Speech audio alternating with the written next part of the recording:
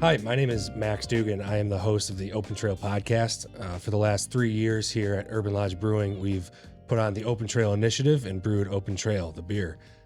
This podcast is just an extension of that to raise more awareness for the organizations that we support and to raise more money for their work. Today, I am sitting down with Amy Hernandez, who's a volunteer coordinator with Latino Outdoors, really wonderful nonprofit group that does a whole lot that we'll learn about today. Before we get into any of that, let me just thank our sponsors for making this happen. Urban Lodge Brewing Company for giving us this platform and helping not only to create Open Trail in general, but to get the word out. And the wonderful people around me right now, this crew from Quast Media, digital marketing agency here in Manchester. They produce award-winning video magazine programs, digital signage, and museum-quality interactive exhibits. I appreciate all of them and their work.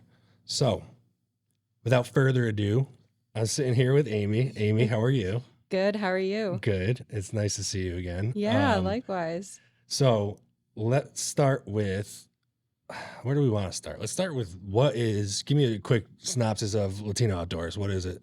Yeah, Latino Outdoors. So as you mentioned, we're a nonprofit organization, originally founded in California. So they had a few sites in California. But the whole purpose of Latino Outdoors was to create a platform and a community.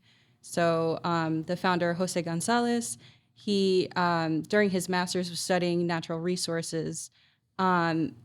He looked for community, right? Like, okay, where's the intersection of Latinos and the outdoors, and where do we have a platform to talk about conservation? And there wasn't one. So he did what a founder would do, and he started it. Started with the blog, got grant money to start putting on events, and that was the birth of Latino Outdoors. Nice. And we're here today. I mean, we're sitting in Manchester, Connecticut, and you're talking about something that started in California. It's now spread around the whole country. Oh, yeah.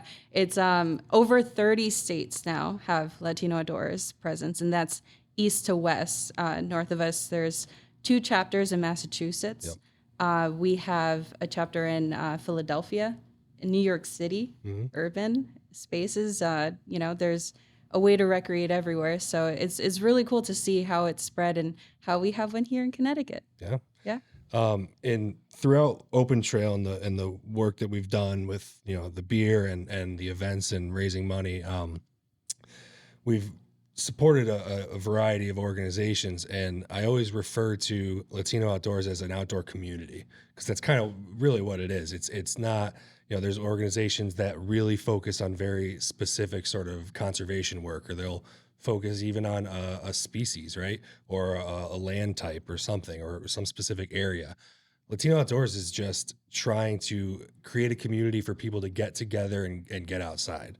Yeah, totally. They have I just love the mission. We'll get into like some of the specifics about what you guys do and some of the programming you do. First, who are you? Who are you, and how'd you get into this? Where are you from? I know it's really random. No, it's not but that random. so you're Latino, so it's not that random. I mean, but it's like one of those fun social media made me do it situations. So I got really into hiking a few years back, and did you grow up hiking? I did. Did you grow up outdoors at all? Or? Oh yeah. So my dad was in the Navy. Okay. And one of the ways we built community, moving around place to place, was getting groups together of other Latinos in the Navy, bringing their families together, and we'd camp almost monthly. Really? We'd go chasing waterfalls. I used to live in Hawaii, so we would hike and go into swimming holes, waterfalls. It was like really fun childhood and upbringing for sure. I didn't know. I know. Didn't know you lived in Hawaii. Oh yeah. How you say like bouncing around? Like, I mean, what other places, and then how'd you end up in Connecticut? Yeah, truly between Hawaii and Connecticut, we moved back and forth multiple times. Really? Yeah. So my dad had joined out of Puerto Rico, and then he was sent out to the Northeast of all places. Okay. But anyways, so I've always been really into like being outside, just because my parents had that like adventure spirit. They just wanted to like see more. And granted, I think Latino culture It's always been like inherent to it.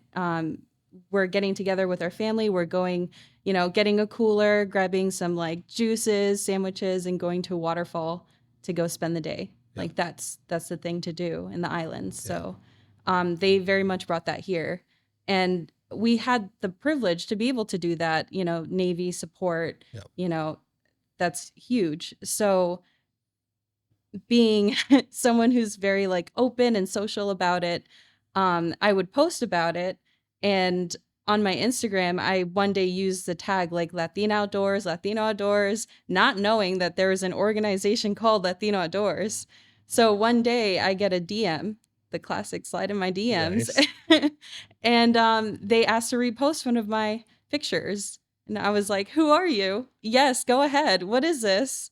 I mean, you think that that's like I can tell that you think that that's kind of like a funny way in which you got involved. But Yeah. I mean, when you think about our generation, I think you and I are the same age. Yeah. How we get involved in anything now is through this little supercomputer in our Yeah. pocket. And it's not that strange. That's how I found you. I Yeah. mean, that's how we got in touch originally. Truly. That's how I learned about a number of organizations and the work that people are doing. So yeah, times change, and conservation has been kind of an older folks game. And that needs to change in some ways. We need to, Yeah. update it and keep it with the times. So I think it's just it's actually probably moving forward going to be the way that people find not only Latino Outdoors, but a number of their, initiatives and organizations that work towards similar goals. Yeah. How long have you been in Connecticut? Bounce back Crazy and forth. life. Yeah. Huh? I was born in Lawrence Memorial Hospital, New London, Connecticut. So Okay. yeah. And Local. your time spent in Connecticut, like you were down there, right? So New London or that area? Yeah, for the most part. Okay. Yeah. So Yukon brought me to the greater Hartford region. Nice. Yeah. I forget, were you WooCon? Huh? Were you WooCon or did you go to stores? Wait, what? Sorry, I'm saying WooCon. West Hartford, Oh, WooCon? no stores. Stores. Okay. Yeah. Okay. Yeah. Sorry about that. I was a WooCon guy for a bit. Okay. That's why I asked. Okay. I didn't even know that was a thing. Wukon. You didn't know it was a branch, or you didn't know that it was called WooCon? I didn't know it was called Yeah, Wukon. there's a select group of people that are really cool like me that call it WooCon. Can I divert to one thing real quick? Yeah. In West Hartford, on the old campus of the Yukon branch, it's on Trout Brook Ave. So if you're local, if you're listening to this, go drive there. Like, stop what you're doing and drive there. Go to the parking lot, and in the parking lot, just next to the parking lot in this lawn area, is a white oak. Mhm. It is the oldest white oak in the state. It Wow. is an absolutely massive tree. Okay. And I was taking a class there under the horticulture professor, Carl Salcedo, who was awesome. I loved that. And at the time I was working in greenhouses and on a farm. So it was like a great connection to have. And he would walk us around the campus and kind of teach us very, hands-on working knowledge of the landscape. And one day we're just out there and he's like, "Oh, by the way, I got to show you guys this. Here's the oldest and maybe the biggest white oak in all of Connecticut." And it's just sitting there, and like, I feel like not enough people know that. Yeah. It's this phenomenal tree though. We need like a plaque. It's Like, not it even needs- plaqued. Oh my I really don't think it is. That almost feels rude. Yeah, it's definitely rude to the tree. Anyways, back to you. What you said, like, getting out with your parents was always a thing, and they looked for that community to get outside. What drove you to become a volunteer, to really share your whatever passion or experience with other people? Yeah. What was that thing? Like, how'd you get into that? Well, I guess to start, I'm an only child, and apparently I don't give only child vibes, but I think it's because I've always lived with like a million cousins coming in and out the door. But being based in Connecticut and having most of our family out in the Caribbean, it was interesting to see like when we'd bring our cousins over during the winter and then we'd go skiing in like New Hampshire or something. Oh yeah. Seeing that like excitement and thrill of trying something the like culture shock. super like shocked, Yeah. right? And just getting to try something super different than what they're used to and finding joy in that. That was always awesome. It was such a great feeling. I think also, like I said, we were a part of the Navy. We had resources to do certain things like that. Like we would go to the Navy base and get rentals for the whole family and then go out. What kind of rentals? Like ski rentals, snowboards, okay. all the stuff. Nice. And skiing's very expensive. Yes, it is. So, getting that like backing to bring it to other people and have them try it, being a bridge to do that, has always been an interest to me because we were that as like a family unit. Yeah. So I think as soon as I found, or they found me, as soon as Latino Outdoors found me and I learned more about the organization, I said, wait a second, why don't we have this in Connecticut? Yeah. Like Connecticut is so diverse. Oh yeah.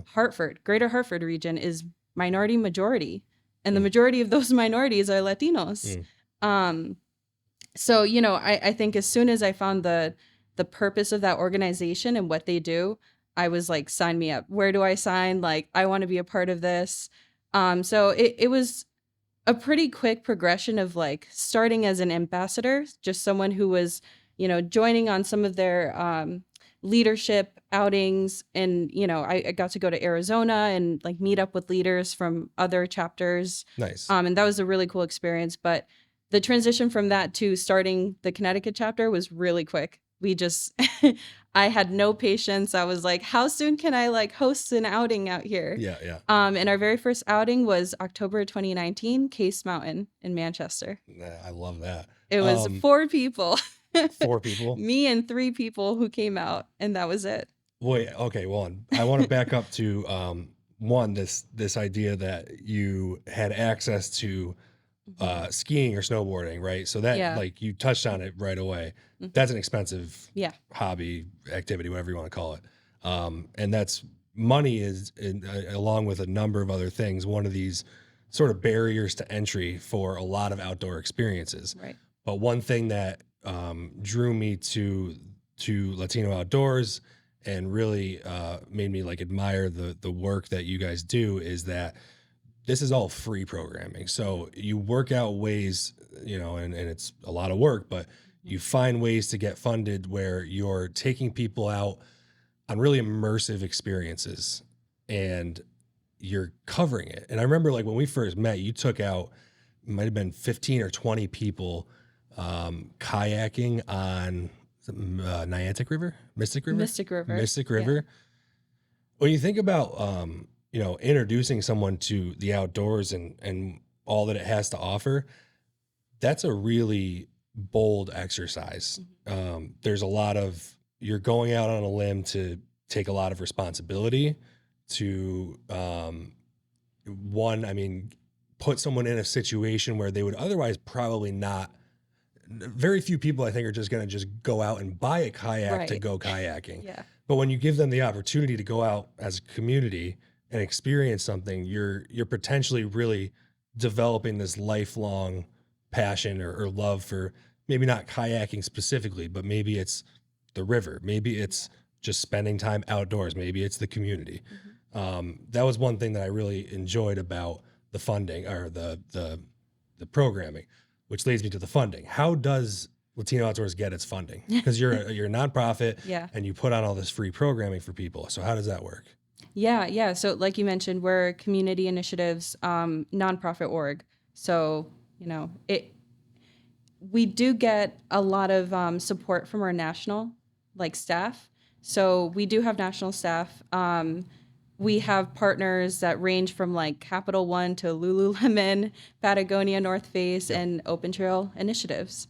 So, we heard of them. We benefit from generosity is what it comes down to, right? And it's not just the larger companies that donate to us. We have an online blog. We ask for donations from folks online on our website. But as you mentioned, it's so that we can provide that like gateway opportunity for people to engage with the outdoors.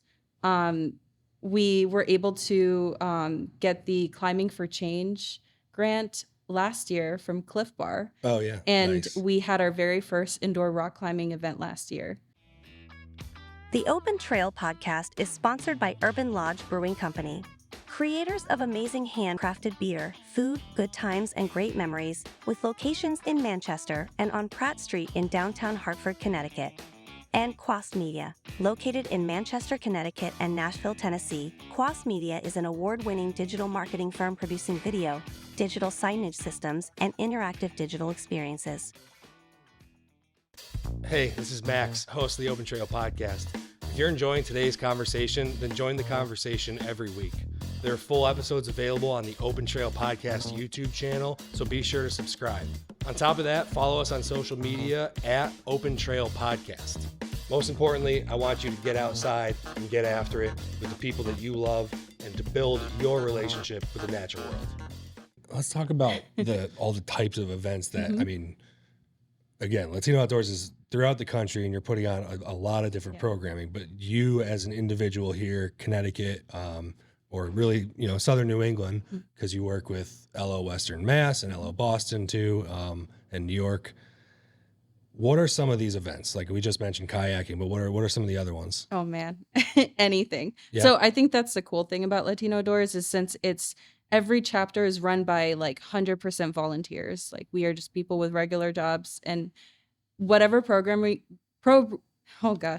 whatever programming we put on is truly just whatever we wanted to do. So it's a little selfish, but You're a full-time engineer. yeah. So like you're not paid by Latino Outdoors. You're a No. volunteer. Yeah. You work what I would assume to be a rather rigorous schedule at It's a aggressive. full-time job. And you go out of your way to spend time with people and get them outside, but you're doing it in a way that you are really most qualified to do it, right? Because you have that experience. And mentioning that program that you put on with kayaking on the Mystic River, again, you're taking on a big responsibility. Yeah. You're looking after the well-being and safety of a 100%. number of people. So, you also don't want to sign someone up for something that they're not really fit for either. So we haven't really done ice climbing yet, but I'll No find thanks. someone. You'll I'll find someone, someone yeah. to guide us and do it. I've got somebody for you. Yeah. Oh heck yeah. Yeah. Yeah. a No, friend of sign mine me does up. it. From last time, From last time, what do you mean? Nate Sprague. Oh no, That's ice falling. No, you don't want Yeah. you don't want Nate teaching anybody how to ice climb. My You buddy want, Nate you want him to just teach him how told to me a ice story slide. recently about saving his own life with an ice pick. Well, now I just got like secondhand fear from that a Well, little you- bit, you but I'll don't- still do it. I'll say You yes. don't have to lead the event. Exactly.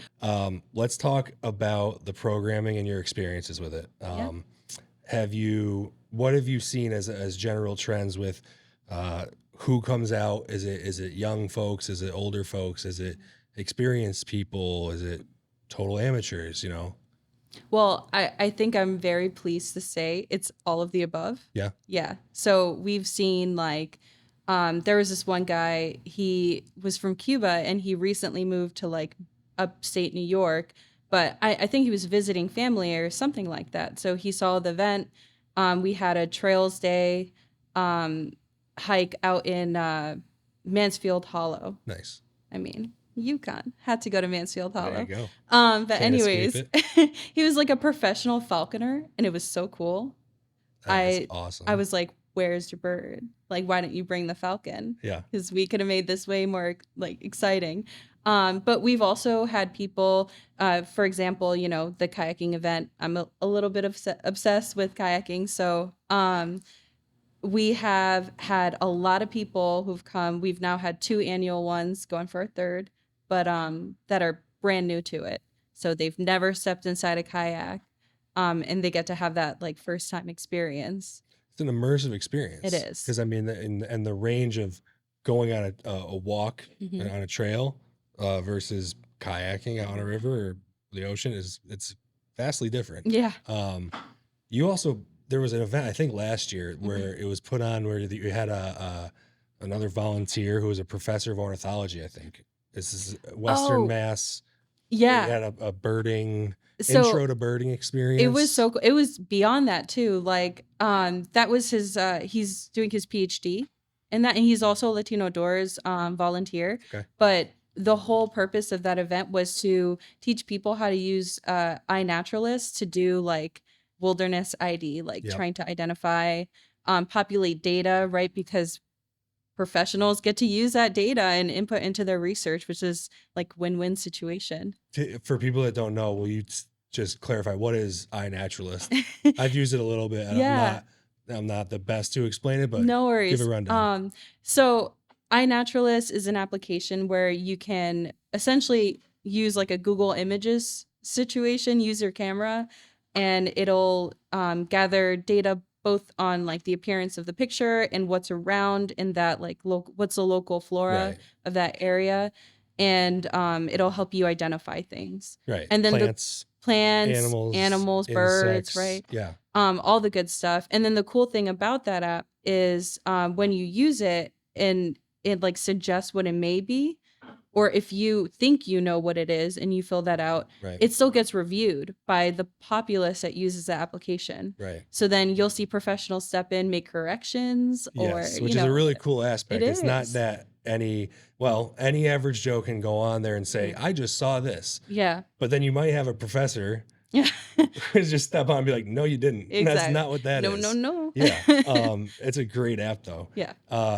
Which reminds me of, I don't know if you used Merlin, the Cornell I have ornithology. used Merlin. So good. That app is unbelievable. Yeah. It's so fun to use. If anyone listening to try that app, there's this one feature that's amazing. It's the sound ID. So you just turn on your phone's microphone and it listens. And as birds start chattering, it identifies them for you in real time. Oh yeah. Shows you what's what. It's an amazing. I love that app. That is, yeah, it's sick. And like, whenever I think about like what's a perfect spring activity, bird watching. Yeah. I'm telling you, bird watching. And the older you get, the more enticing it is. I know. Well, I was just gonna say though, it like brings me back to that idea of like conservation being like an old folks game. Like, but now you have this really smart app on your phone where you can open it in a moment's notice and learn what that bird is in your yard that you've heard. Yeah. Or just saw, Honestly, Merlin's like Pokemon Go to me. I'm like, I got to catch them all. Oh my God. I love that. It's like the outdoorsman's Pokemon Go. Yeah. Yeah. But that's a cool thing, right? Like we get to, use our technology. Everyone's got one in their, pocket. Everyone's got a cell phone, right? So suddenly being outside, observing wildlife, learning more about it is interesting to children. Yep. And that's so cool because you're suddenly generating like this love for the outdoors, stewardship, and, naturally conservation comes from that, right? You want to take care of your space. You want to take care of what's around you. So it's cool. The sort of citizen science aspect of iNaturalist is great. Yeah. I recently took I have 3 nephews, but I took my 2.5-year-old nephew. And the state of Connecticut is running a study on fishers. They've seen a population decline in fishers, which they're trying to figure out why that's the case, right? And they GPS collared a few of them. And my brother who lives, he had past tense chickens. They are gone. Oh gosh. Through a number of reasons. I mean, I think red-tailed hawks for sure, coyotes for sure, and he has seen a number of fishers. So I took my nephew and we set up a trail camera or a trap camera, right? So these motion-activated cameras that to ideally get a picture, because the Department of Energy and Environmental Protection is, and more specifically the Fish and Wildlife Division, is asking for citizens of Connecticut to report their sightings. So they just have a better data and collection of data on this species. But it's one of those things where iNaturalist is allowing the biologists and ecologists who are studying this stuff, it's just they're pulling from such a larger pool of information now. Yeah. So it really becomes like a better understanding of our landscape as a whole. Absolutely. And it's cool that we get to participate in that, in this really minor way, but you're a part of that. And I think that's really fun.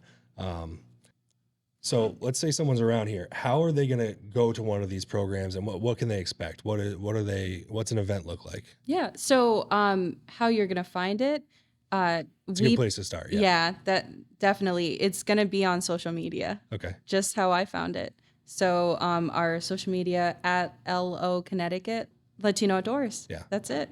Yeah, at Latino Outdoors. So we advertise all of our events there, but in order to register, we go through Eventbrite. So if you just went on Eventbrite and looked up Latino Outdoors Connecticut, you'll find all of our events there. You'll see all of our past events, so you could see like what's coming up just based off of what we've done in the past. Kayaking, as you know, I always have to have a kayaking event every year.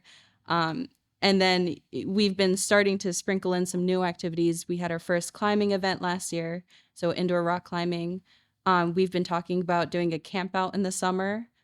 So we'll see if we can put that on this year, next year. Nice. But we're always trying to find something new or a fun way to like get people outside. Last January, not this past January, last year, January, we hosted a group. It was combined folks from New York and Connecticut. We went to Salem, Connecticut, actually Salem, New York, to a wolf conservation center. I remember this. Yes, it was so cool. Yeah, talk about that. Oh my God, just like seeing a wolf in person, live, howling, hearing them all howl, I had like goosebumps all up and down my like arms. I think everyone did. We all, you could see it in the children too, kids are, they need to be like entertained, they have very short attention spans, but the way everyone just froze and like we all just looked around, like hearing all these howls, it was so cool. Oh yeah, I can't imagine something more stimulating than hearing that. Very humbling to see them and their teeth. Did the Eventbrite thing? I mean, that's just so you can get numbers and RSVP because everything is free. Yeah. So you're not paying for anything. It's just a way of signing up, really. Exactly. So we do have a waiver. Everyone's got a waiver. So it's a way that we can get your emergency contact info, communicate any information about the trail, health concerns, etc. Just get everyone in the right mindset and prepared. I think the nice thing about going to one of our events is you don't have to worry about like, oh, how do I prepare? Do I have to research this activity? We're doing that for you. Right. Yeah, you just show up. If we tell you like wear layers or be mindful of this or that, that's it. Well, that's why like you as sort of a guide, if you will, you're mitigating people's concerns who are experiencing these things for the first time, which is, I mean, sometimes that's the biggest barrier to entry, as we talked about before. It's people's own concerns or fears or whatever it might be. Right. What you had this one story that I really like. I think it was a kayaking event where you had like a multi-generational, talk about that. Oh, it made me so emotional. But so last year we went to, I think it was in South Windsor, Connecticut. So we kayaked Connecticut River and Farmington River. It was like an offshoot area, really nice. Went through Metacomet tours, and there was this whole family, grandparents, parents, children, and they 3 generations. Yeah, 3 generations, and they were all kayaking together for the first time, and like just seeing the way that they were interacting, they were all excited. It just made me so happy, and I think it made me a little emotional because, there's this like, especially with immigrant families, there's this tendency to have this idea that your parents sacrifice all this stuff for you to do better and so on and so forth, right? And I feel like that type of mindset of like, oh, your parents are sacrificing so you could do, it's like martyrism for your parents and your grandparents. And I'm like, nah, like bring them together, like bring everyone's gonna enjoy, like we can all be a part of it, we can all like have fun and try something new. It doesn't matter what age we are. And my voice is shaking now. It just, I love seeing that. I love seeing like, a whole family get together and enjoy and like get to be a part of it. It speaks to a number of things, but one, just seeing kind of what you can draw from this personally, and your own growth as an individual. I think that's phenomenal. Thank you. What events what do you have coming up like soon for this year? Yeah, so May 19th, we have that hike, Joshua's Trust. It's a Two Sisters Preserve. So we'll be guided by an actual real life wildlife biologist. Nice. Not just me looking up facts. And then August 17th, we're going to have our 3rd annual kayaking event, once again funded by Open Trails Initiative. So Really? Yeah, for real. Like, okay. so grateful. It's our second funded by Open Trails Initiative. What I like, cause it's a nonprofit, I guess I'm Mm-hmm. comfortable asking.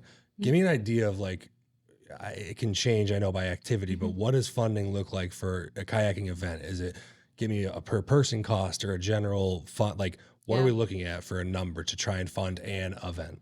So it's typically around $20 to $25 per person on the rentals side, right? We only get a budget of $200 or so. It may have increased like $50, but from national, that's what we get. Yeah. So obviously, that's not going to pay for everyone going if we want 20 to 25 people to show up. I was going to ask, is that kind of what are you shooting for the number of people going to the events, and then how many guides or volunteers do you need per person? Right. We try to do like 10 attendees per volunteer. Okay. So this time it's probably myself and either Joanna or Emily, who are two of our other outings leaders and volunteers. Also July 13th, the Seth Lowe Pierpont State Park in Ridgefield. Oh, okay. They've got a pretty cool loop trail, so I'll be leading that hike as well. Very nice. Yeah. How do, like, I know you mentioned the social media handles, but one thing I want to definitely ask you about is how can people support? Like, how can they either directly donate or get involved if they're looking to become a volunteer or even attend one of the events? What's the best way? Is it the website or what? I mean, the website is a great place to start. Yeah. I think it's important to learn about the mission and what we do. What are the expectations? Yep. So if you want to become a volunteer, I would recommend reaching out to our Low Connecticut Instagram handle. Reason being, it's probably good to get a feel and have a conversation about, what your interest is as a volunteer. We have a team of 3 people, and we could always use more support. The more people we have, the more we could put on. Well, I think I've asked you this before, but a lot of, nonprofit organizations, outdoor communities, they'll benefit from this, from funding through membership, but there's no membership with Latino Outdoors, right? So you're relying specifically on either these, corporate donations and grants, but probably more than anything, just funding donations from everyday people. Absolutely. So getting on the website and donating, just that's the easiest way to make it happen. LatinoOutdoors.org. LatinoOutdoors.org. Yeah. All right. You can donate there. Donations can be made specifically to Connecticut, but it has to hit a certain mark. So it's usually a larger amount. But you're benefiting. I was going to ask this before. The national chapter is trying to fund We're always and benefiting. grow this network of communities. Yeah, definitely. Yeah. I mean, if you donate to national, it comes back to us either way. Yep. So we definitely appreciate that. And as a volunteer, we can take initiative. We can seek out local grants. We have before. Avalonia Conservancy funded our first kayaking event. So, we certainly benefit from people who take initiative and try to get out there and get grants going. It's probably the most effective way to really form a solid community too, is just by having very localized support. Like this, Max, like this. Yeah, sure. Yeah. We're happy to have you on as one of our open trail organizations, which I don't know if we talked about this much, but we try to return to supporting the same organizations to really build a long-term relationship, and it's not a one and done sort of thing. So we hope that, later this year and moving forward, we're going to have more events with LLCT and make some more donations from the sales of the beer. And it's huge. Yeah. So I brought you a gift. You brought me a present. Yeah, I did. Okay. Well, I think apart from, you taking initiative individually, right? Like as a person, you reached out to LO and you wanted to get connected. And because of that, we were put in touch, and our little chapter in Connecticut, we're so grateful to you specifically, to Open Trails Initiative, for helping us put on the programming that we're so excited to. So I brought you a little gift. Mm.